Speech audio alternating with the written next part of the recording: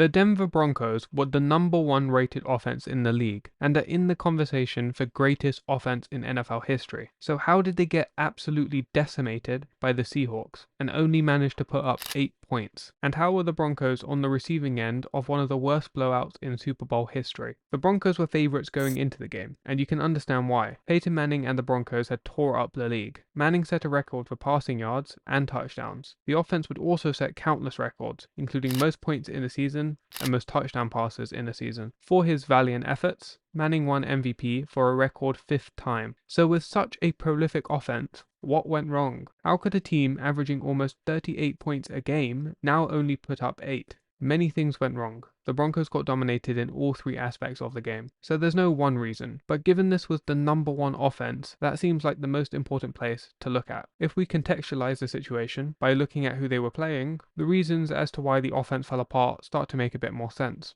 The Seahawks had the #1 defense in the league. They led in interceptions, fewest yards allowed, and fewest points per game. The infamous Legion of Boom imposed their will on the league, led by big hits and suffocating coverage. On top of this all-time great defense, Manning threw 2 interceptions and lost a fumble. Losing the turnover battle in any game, let alone the Super Bowl, will always put you at a disadvantage. The Seahawks prepared. The Broncos, on the other hand, looked like some high school team that stumbled off the bus. And the first snap of the game would be a sign of things to come. Manning stepped forward to the line of scrimmage to audible. The Broncos had opted for a verbal instead of a silent snap count. This proved to be a problem because of the noise. They weren't prepared, underestimating how loud it would actually be. The center thought he heard Manning and sent the ball flying over his head into the end zone for the fastest score in Super Bowl history. The Broncos defense would hold the Seahawks to 3 though. Then a 3 and out by the Broncos, and again the Seahawks only got 3 points. This is where things started to unravel. Manning throws his first interception, and there lies part of the downfall. The offensive line could not hold off the pressure. While he was only sacked once, Manning was hurried throughout. He was pressured on 58% of dropbacks.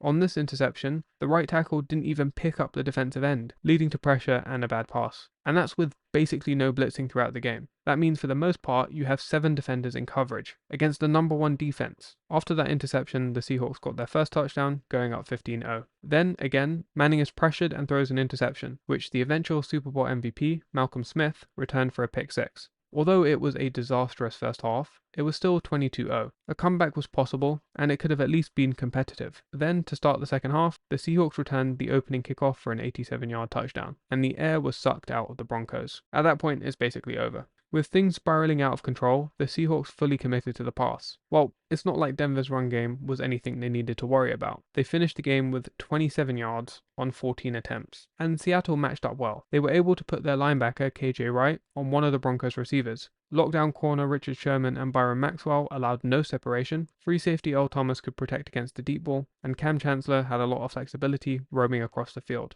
While Demaryius Thomas and Wes Welker were able to do okay, the defense shut down 2 key pieces, holding Eric Decker and Julius Thomas to a combined total of 5 receptions for 33 yards. Even if a pass was completed, somebody was right there. In the Seahawks' words, they emphasized tackling the catch, ensuring nothing was gained if a pass was completed, like this Cam Chancellor hit. Manning's 34 completions was a Super Bowl record, yet the Seahawks limited them to 306 total yards, despite averaging 460 a game in the regular season. So you had this offensive meltdown due to the dominance of the Legion of Boom. Then you add the miscues like the safety, kickoff return, and it started to get out of hand. The long list of injuries to the Broncos, including all-pro left tackle Ryan Clady and Von Miller, didn't help either. Yet they got to the Super Bowl missing key pieces, so I'm not going to say that's the primary reason. At the end of the day, the game further proved the old adage, defense wins championships. Manning was the 4th quarterback to lead the NFL in both passing yards and touchdowns and make the Super Bowl. All 4 of those quarterbacks have lost: